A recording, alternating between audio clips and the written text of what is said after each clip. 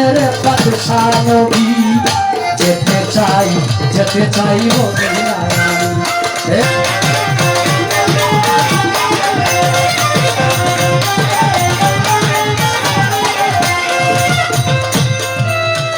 আল্লাহর নূরে নবী পয়দা নবীর নূরে সারে জাহান হাদিসে পর মাইরা শুনি নবী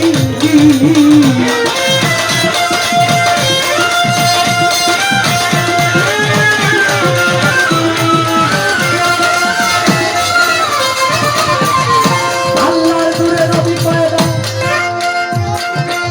নবীর নূরে সারে জাহান হাদিসে পর মাইরা শুনি তোমার উম্মত হইতে এক নবী বলে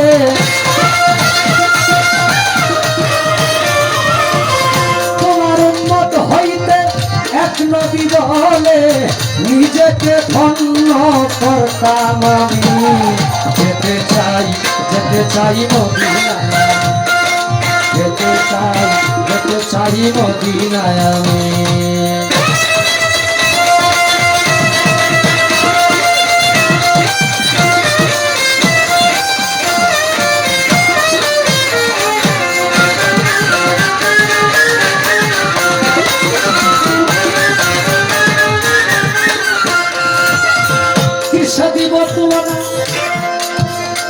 এই জগতে মিলে না কত কষ্ট করলা তুমি নবীজি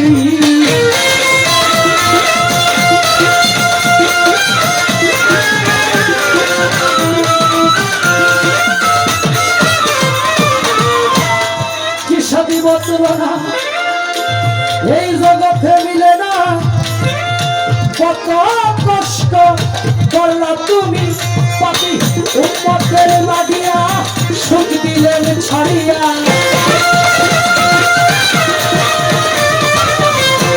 পাপী উম্মতের লাগিয়া সুখ দিলেন ছাড়িয়া দুঃখেই কাটাইল সারা জিন্দগি যেতে চাই মদিনায় যেতে চাই মদিনায় আমি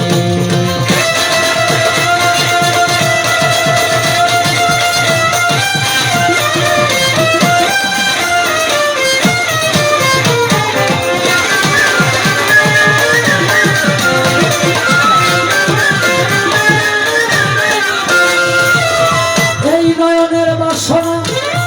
আমায় তুমি ভুলিল না উম্মত বলে কবুল করো তুমি নবীজি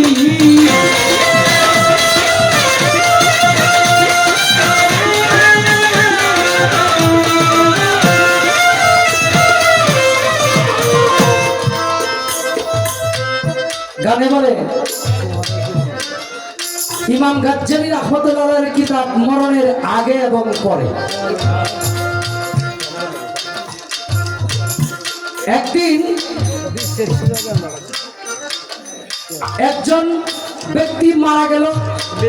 মুসা আলাইহিস সালামের যুগে রাস্তার মধ্যে লাশ পড়ে রইল কেউ তাকে দাফন কাফন করে না মুসা আলাইহিস সালাম তুর পাহাড়ে গেলেন আল্লাহর সাথে কথা বলার জন্য আল্লাহ জিজ্ঞেস করলেন হে মুসা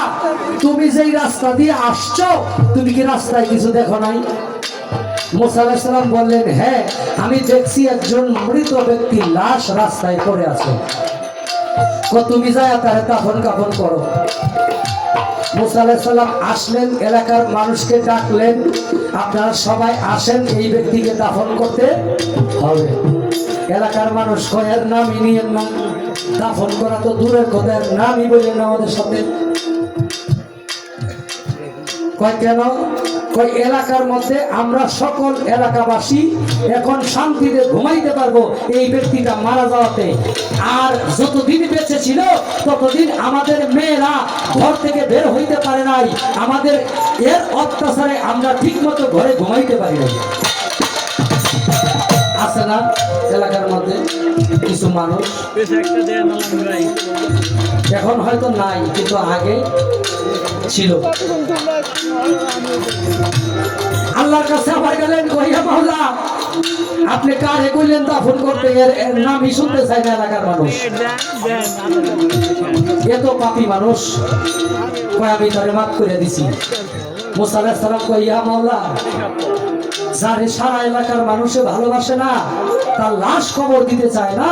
সেই ব্যক্তিকে আপনি মাফ করে দিলেন। কহে মুসা তুমি জানো না, তুমি একদিন তোমার উম্মতদের সামনে বয়ান করতেছিলে, ওয়াজ করতেছিলে, তখন তুমি বলছিলে আখির জামানায় এমন একজন নবী আসবে, এমন একজন পয়গম্বর আসবে, আমি মুসা যদি নবী না হইয়া সেই নবীর উম্মত হইতে পারতাম, আমি মুসা নিজেকে ধন্য মনে করতাম। তখন সেই ব্যক্তি তোমার সেই বয়ানে উপস্থিত ছিলেন, সে বলছিলেন আল্লাহ গো সারা জীবন কত পাপ করছি, আজকে মুসা আলাইহিস সালাম এত বড় নবী, তুমি আল্লাহর সাথে কথা কয় ছোট। সেই নবী কয় আখিরি জামানায় এমন একজন নবী আইব, তিনি নবী না হইয়া সেই নবীর উম্মত হইতে পারলে নিজের ধন্য মনে করত। মাওলা গো সে জানি কত গুণের নবী, কত বড় নবী, আল্লাহ আমি যদি তারে পাইতাম, তার পা দুখানা ধইরা চুম্বন করতাম। এই চুম্বন করার কারণে, আমার নবীর নামের উপরে চুম্বন করার কারণে সেই পাপী ব্যক্তিকে আল্লাহ ক্ষমা করে দিলেন। আর আমরা নবীজির উম্মত, সরাসরি নবীর উম্মত, আমাদের দোয়া কবুল হয় না। আমার সন্তান, আমার বাতিজা, আমার বাবা অসুস্থ, আমার আত্মীয়ের ভিতরে একজন নিকটবর্তী খুব অসুস্থ, তার জন্য দোয়া করি, দোয়া তো বাবা কবুল হয় না। কেন কবুল হয় না ছোট? কেন কবুল হয় না? দোয়া যতদিন কবুল না হবে ততদিন বুঝবেন আপনার নামাজও কবুল হয় না।